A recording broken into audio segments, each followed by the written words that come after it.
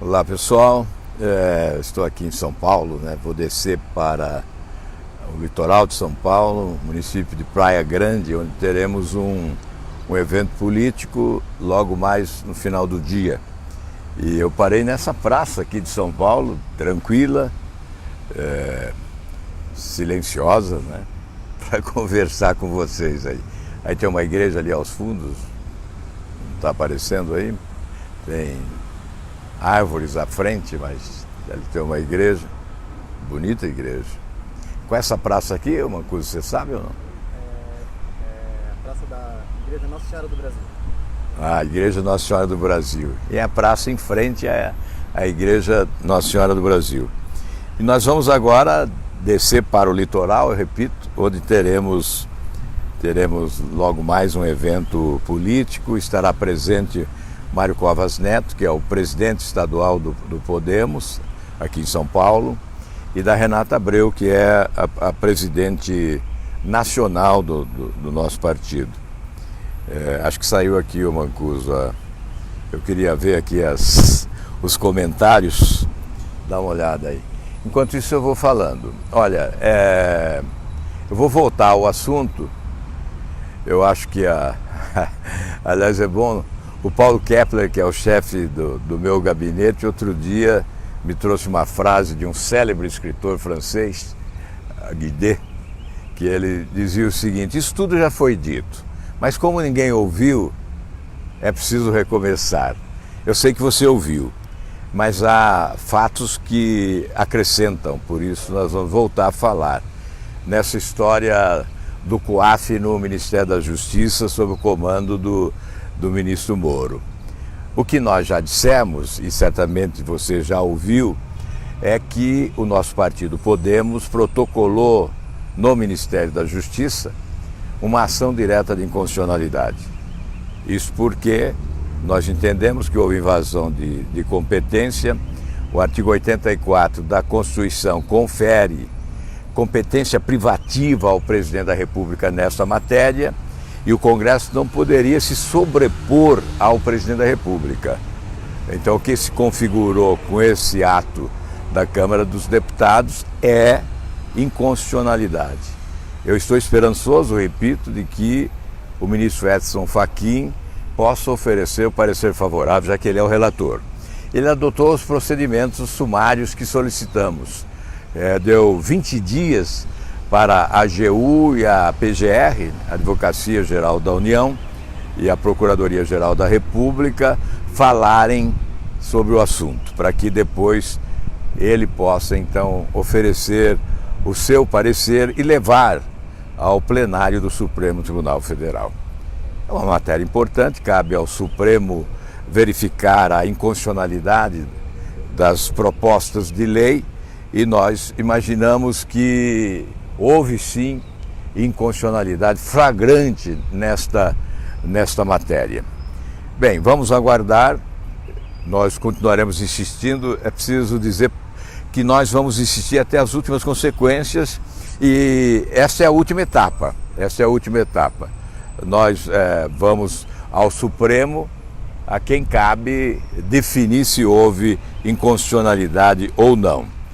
Bem, um outro assunto do dia que preocupa muitos brasileiros, e com razão, divulgou-se que o PIB será pífio este ano, ou seja, o crescimento do produto interno bruto.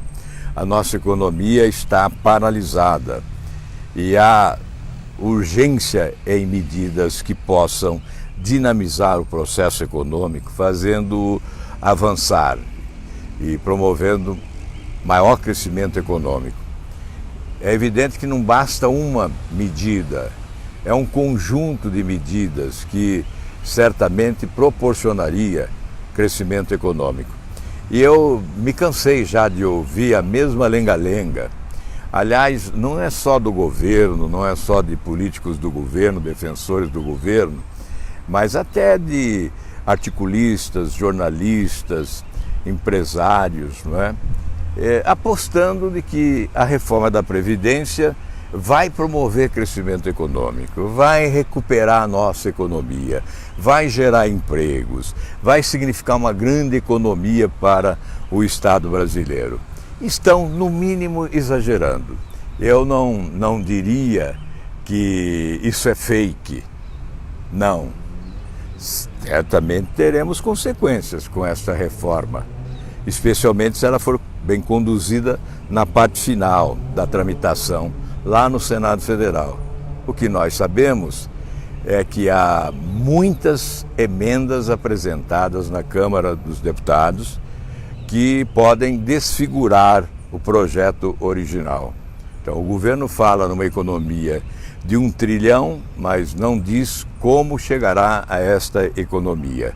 Fala que haverá geração de 4 milhões de empregos em 2 anos, mas não explicam como esses empregos serão gerados. Ainda ontem eu li da tribuna do Senado um artigo do economista Paulo Rabelo de Castro, que foi eleito no ano passado economista do ano, foi candidato a vice-presidente da República, é um pesquisador da Previdência Social no nosso país, e ele apresenta algumas observações importantes à proposta que veio do governo, oferecendo sugestões para alterações. Eu pedi até ao secretário Rogério Marinho que o convoque para uma conversa, a fim de que ele possa contribuir com algumas ideias a respeito da reforma da Previdência. Há, inclusive, a hipótese de ocorrer uma reversão de expectativa. Se a reforma não atender às expectativas da população, é possível que ela seja um estímulo à informalidade. Ao invés de aumentar a receita da Previdência, pode produzir um retrocesso em matéria de receita, porque muitos poderão fugir do sistema para a informalidade. Enfim, mas eu não quero discutir com pessimismo, eu apenas estou dizendo a vocês que não é correto, que não é justo colocar a reforma da Previdência como o próximo milagre, que é capaz de resolver todos os problemas do país, não é? Eu estou vendo aqui no celular algumas participações aqui que são sempre importantes, né? A Francisca Macedo, ela diz: senador, apoia a reforma da Previdência, ela é necessária para o crescimento do país.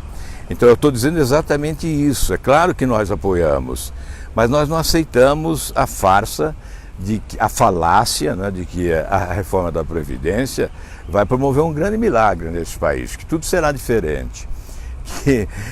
Eu sei que defendem muito a reforma da Previdência, alguns, porque na verdade é a única proposta do governo que chegou à Câmara do ponto de vista do ajuste fiscal, relativamente à necessidade da arrumação das contas públicas do país.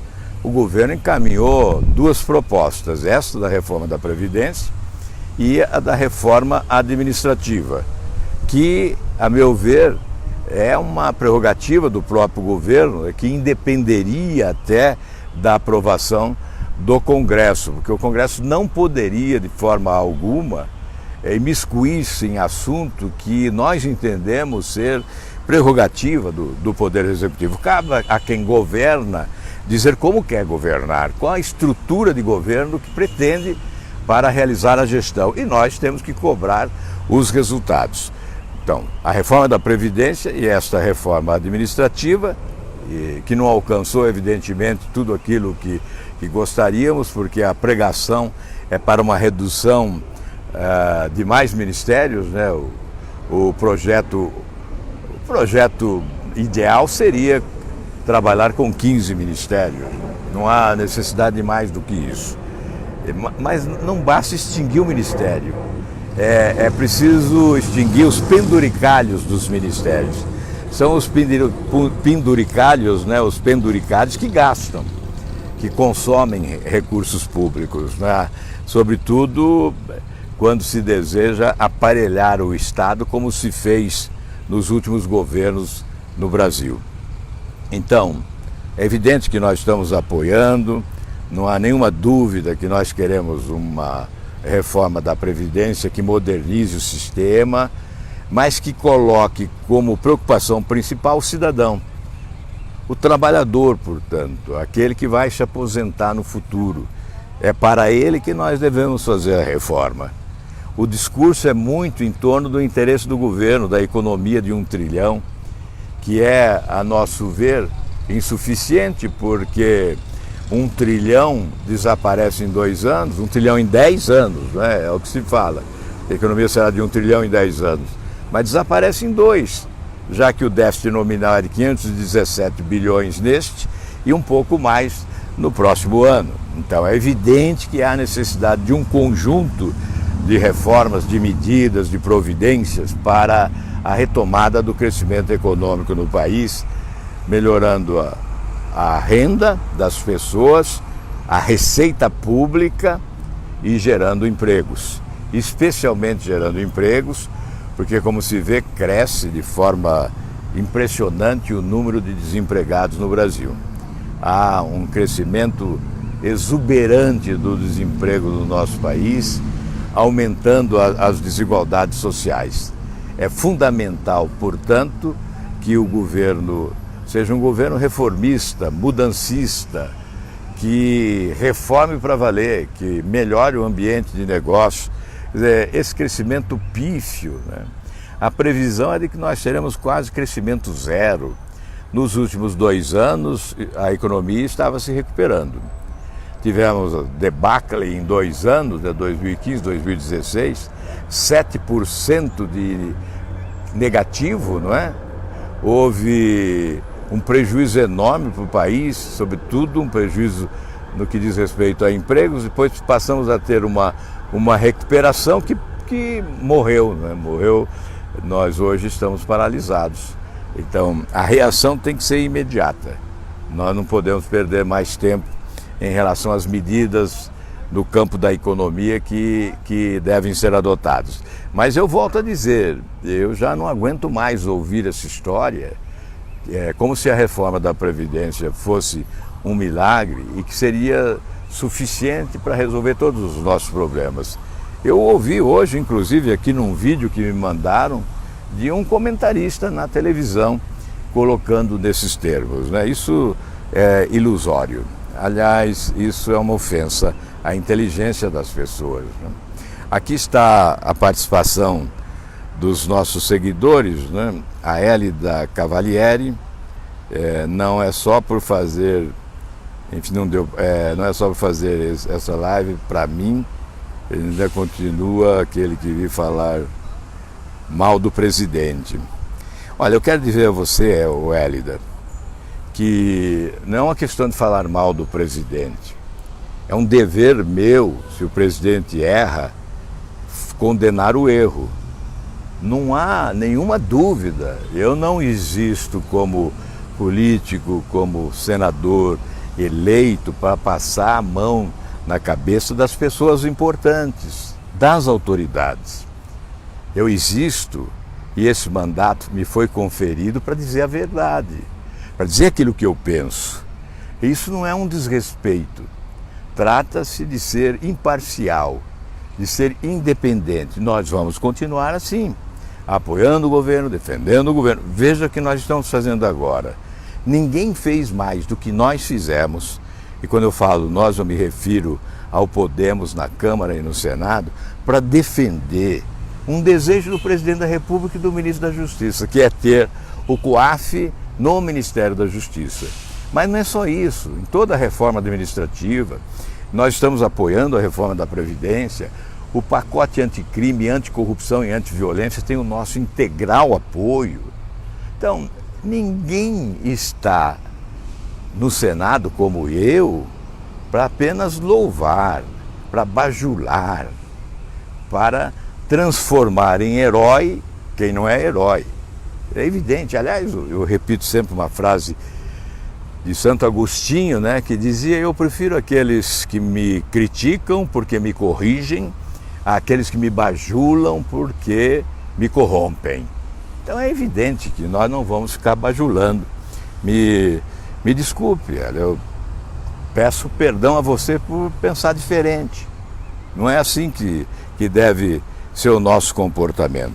A Diane Torres, tem que cobrar de quem deve a Previdência. Isso sim, é verdade, Diane. Os grandes devedores da Previdência não estão sendo cobrados. E eu começo pelo próprio governo. O governo é um grande devedor da Previdência, porque o Banco do Brasil é governo, a Caixa Econômica é governo, a Petrobras é governo. São grandes devedores da Previdência. Se o próprio governo não paga a Previdência, fica sem autoridade para colocar a mão no bolso dos aposentados. Então é preciso, para conferir autoridade a quem faz a reforma, a quem propõe a reforma, é fundamental cobrar os grandes devedores e apresentar a conta ao povo brasileiro, prestar contas ao povo brasileiro desta cobrança. São grandes devedores, bancos. Veja, os 5 maiores bancos do Brasil tiveram um lucro em 3 meses de mais de 20 bilhões de reais. E alguns deles devem e bastante à Previdência. Então você tem razão, tem que cobrar os devedores. E já que este é o assunto, deixa eu ver aqui. Aqui, os mais pobres sempre vão pagar a conta. É a Isabel Canto Silva que diz isso. Acho interessante a capacidade de argumentação da classe política e a sua incapacidade de pragmatismo. Isso é interessante. O Jorge Gama Lima, eu concordo com você. O grande drama do Brasil é a ausência de bons executivos na administração pública. Isso de modo geral, desde o município até a União. De modo geral, há muita incompetência de gestão na administração pública do país. Então o discurso às vezes é interessante, não é? É bonito o discurso, mas na prática a execução não há o pragmatismo, como você diz, e isso realmente é um mal que há no Brasil. Malu Honorato, basta cortar os gastos dos parlamentares e ministros. Não bastaria, claro que não é? É muito pouco, mas tem que cortar, obviamente. Eu pessoalmente já corto os meus, né? Então eu posso falar com autoridade, com tranquilidade, cobrar o fim dos privilégios das autoridades. Eu não recebo a minha aposentadoria de ex-governador, seriam mais de 10 milhões já na minha conta bancária em 28 anos, não recebo, nunca recebi nem um centavo, não recebo auxílio moradia, R$ 5.500 por mês, não recebo a verba indenizatória, R$ 15.000 por mês, banco as minhas despesas com sacrifício, mas as banco porque essa foi a minha opção, a minha escolha, eu é que me candidatei, ninguém me obrigou a ser candidato, a ser senador, então nós vivemos num país com tantas demandas sociais e exigências da população que quem assume uma postura ou uma posição de representação da sociedade tem que se sacrificar, fazer o possível e dar o exemplo. Não adianta eu ficar cobrando seriedade, honestidade, fim de privilégios, se eu não acabo com os meus. Há os que fazem o discurso contra os privilégios, mas não abrem mão dos seus. Então, esses são fakes, não são pessoas honestas. Aqui, Gessaías Almeida Farias, a reforma tem que passar como esta, se for desfigurada, com certeza ficará ruim, virará um Frankenstein. Eu acho que tem que melhorar a proposta, ela tem que ser alterada para melhor e não para pior. A Maria Carolina Russo, a turma do Congresso, que estava nas governanças que destruíram nossa nação, tem mais que ajudar a sair do sufoco, onde tem só sujeira. Maria Carolina, realmente alguns participaram, né? Muitos participaram, né? Destes anos de corrupção, de incompetência administrativa, né? Alguns foram presos, outros não. Alguns até foram eleitos novamente. Então você tem razão em cobrar de todos. Não só deles, mas também de nós que combatemos a corrupção durante todos esses anos, que estivemos na linha de frente no combate à corrupção e que procuramos oferecer a nossa contribuição para limpar o país. Mas eles também devem ser cobrados, sim, você está cobrando, faz muito bem. Senador, a economia não está engessada. Ontem passei por importantes aeroportos brasileiros e pude ver que o Brasil está caminhando. Claro que além da reforma da Previdência, precisamos também da reforma administrativa. Se esquecer que precisamos de uma sociedade engajada e parem de querer levar vantagem sobre os menos favorecidos. Fim da corrupção também na sociedade. Tem razão você, parabéns, Schmidt, pela análise que faz. Acho que é por aí mesmo, todos nós devemos ser responsáveis, né? Ocorre que realmente há uma paralisia na economia. Isso, os números estão apontando para isso, né? Então há economistas até que admitem a hipótese de estarmos caminhando para uma depressão econômica. Então é evidente que as reformas são fundamentais, a da Previdência, mas tem a tributária, tem a do sistema federativo e tem uma reforma que ninguém fala, que é do sistema financeiro, né? Não é possível que os bancos vão continuar nesse paraíso com lucros fantásticos, né? Eu creio que é preciso trabalhar também uma reforma do sistema bancário no país. São 62 milhões de brasileiros endividados, né? Mas a nação toda é refém dos bancos, as taxas de juros são elevadas. Aliás, quando se fala em Previdência, eu me lembro também do que significa as desonerações para o déficit da Previdência. As desonerações, os incentivos fiscais, os benefícios tributários. Tem um número que é importante destacar como exemplo. 2016, o déficit da Previdência foi de 280 bilhões, mas o impacto das desonerações foi de 144 bilhões. A receita da Previdência foi menor em 144 bilhões de reais como consequência das desonerações. E a DRU, que é a desvinculação dos recursos da União, também esse instrumento tirou da Previdência mais 92 bilhões. Se nós somamos, nós chegaremos a apenas um déficit de 22 bilhões e não de 280 bilhões. Seria muito mais fácil acertar as contas da Previdência se o déficit fosse só esse, né? Então, neste ano, nós temos 310 bilhões de desonerações e no ano que vem 320 bilhões. Você pode dizer, não, mas as desonerações são importantes para reduzir o custo dos produtos, para gerar empregos. Então eu posso dizer o seguinte, até hoje ninguém mostrou o resultado das desonerações. Não houve a redução do preço dos produtos, o automóvel que alguém vai comprar não vai ter um preço menor porque a indústria que produziu o veículo foi beneficiada com a desoneração. Não houve geração de empregos em razão das desonerações. Mas houve prejuízo para os municípios e os estados, que perderam muita receita, valor elevado de receita pública, né, em razão das desonerações. Neste ano, por exemplo, esses 310 bilhões de desonerações significarão uma redução de receita para os municípios da ordem de 65 bilhões. Não é pouco, é muito. Por isso, isso tem que ser devidamente considerado. Eu vou vendo aqui, obrigado a todos que estão participando. Marcela Daros, essa reforma no momento vai ser a melhor solução para o Brasil. Isabelle Félix, aonde tem emprego no país para pessoas com mais de 60 anos, não existe milagre nesta reforma.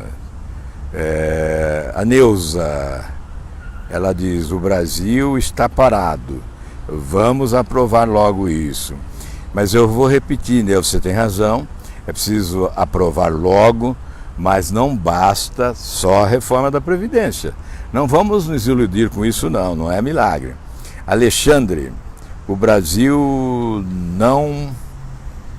não cresce, pois se os marajás brasileiros gastam os seus salários no exterior, não é? Os marajás gastam salário no exterior, Alexandra. Mas eu acho que é um conjunto, né? Não é só isso, tem marajá sim, gastando fora, gastando aqui. Os privilégios existem, nós precisamos acabar com os privilégios, né?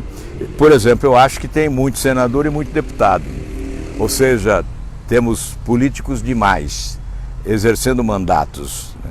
E ampliando as estruturas públicas, gastando muito. Por isso eu tenho brigado bastante, desde 99, para reduzir o número de senadores, reduzir o número de deputados federais, estaduais, vereadores. Então, isso é importante, é uma reforma fundamental. Aliás, a reforma política precisa acontecer, né? É a matriz de todas as reformas. Se nós fizermos uma reforma política para valer, oferecendo ao país um modelo político compatível com as aspirações do nosso povo, nós estaremos andando para diante, né? Estaremos, então, abrindo caminho para que o país possa alcançar níveis percentuais de crescimento econômico compatíveis com a sua grandeza, com as suas potencialidades. Gessaías Almeida Farias, especialistas que tentam emplacar sua preferência ideológica partidária.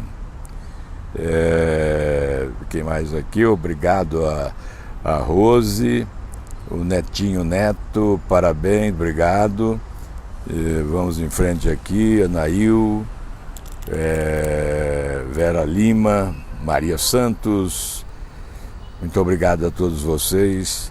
Fernando Medina, ajudar o presidente do Brasil, temos que ajudar e apoiar e tal. Olha, Fernando, nós estamos tentando ajudar o máximo possível. Eu vou continuar ajudando, obviamente. Inclusive, logo no início do nosso mandato, com uma bancada do Podemos que cresceu, nós fomos para 8, seremos 9, seremos a segunda bancada do Senado nos próximos dias. Nós ligamos ao presidente e dissemos a ele que estávamos à disposição para colaborar, para contribuir, que nós tínhamos uma posição de independência, que não queríamos nada no governo, não queríamos cargo, não somos da base aliada do governo, somos independentes, mas queremos apoiar, queremos ajudar a mudar o Brasil para melhor. Tudo que for bom terá o nosso apoio. Então não se preocupe conosco, é custo zero o nosso apoio. Nós não participamos de balcão de negócios, nós não participamos de toma lá da cá, e nós somos realmente interessados em melhorar a vida das pessoas. E queremos que o governo seja eficiente, seja mais rápido, seja mais competente, queremos que o Congresso também atue com maior agilidade, e esse é o nosso objetivo, esse é o nosso trabalho. Muito obrigado aí pela participação aqui, Isabela Souza, Moacir, Daniel, Emanuel, Niedson, obrigado, Niedson, pelo estímulo aí, Adair. Os elogios eu não leio aqui, eu só agradeço. Tiago Augusto, o Tiago Augusto diz não à reforma, ele não quer esta reforma da Previdência, certamente. Aqui o José Mouzinho, senador, concordo com a sua opinião, não é milagrosa, mas sabemos que é necessário, sem dúvida, eu concordo com você, ela é necessária, é importante, mas tem que ser bem trabalhada. Esse aqui, meu ex-melhor governador do Paraná. Obrigado, Maria dos Santos. Muito obrigado pela motivação que você traz aí com as suas palavras. A Maria Carolina Artuso, as críticas têm que haver para o bem da nossa nação. Isso mesmo, Maria. Olha, quando nós não somos usados apoiando, quando nós queremos ajudar e a nossa ajuda é dispensada como apoiador do governo, a nossa ajuda pode ser na oposição também, com a crítica construtiva, que aponta erros, que indica caminhos. Então é fundamental na democracia, infeliz da nação que não tem uma oposição responsável, crítica, lúcida e consciente, não é? Então nós estamos neste momento dispostos a ajudar, a apoiar, mas evidentemente no dia em que nós chegarmos à conclusão que a nossa ajuda não está ajudando, né? Que a nossa ajuda não está sendo acolhida, não está sendo bem recebida, não está tendo importância, não está sendo valorizada, aí sim, aí nós poderemos adotar uma posição mais crítica, né? E obviamente vamos contribuir desta forma, sempre pensando no bem do país. Eu acho que está na hora de parar ou não está, né? Está chegando a hora de ir embora. Agradecer a todos, são muitos os que estão aqui participando, né, da nossa conversa. Infelizmente não dá para falar com todo mundo, é muita gente, é sempre 1.000, 2.000 pessoas que apresentam seus comentários, alguns fazem perguntas, mas geralmente considerações, né? Então estão aqui todos, muito bem recebidos, sejam bem-vindos sempre. Nós vamos continuar conversando com vocês a todo momento, quando possível, né? E vamos agora descer aqui a serra e vamos até o litoral de São Paulo, a cidade de Praia Grande, né? Para um evento político do nosso partido na Câmara de Vereadores, lá na Câmara Municipal de Praia Grande. Muito obrigado a todos vocês e desde já um belíssimo final de semana. Aqui o sol está bonito, aqui em São Paulo. Olha aí a praça, com a igreja lá atrás das árvores, né? E uma praça bucólica aqui, tranquila.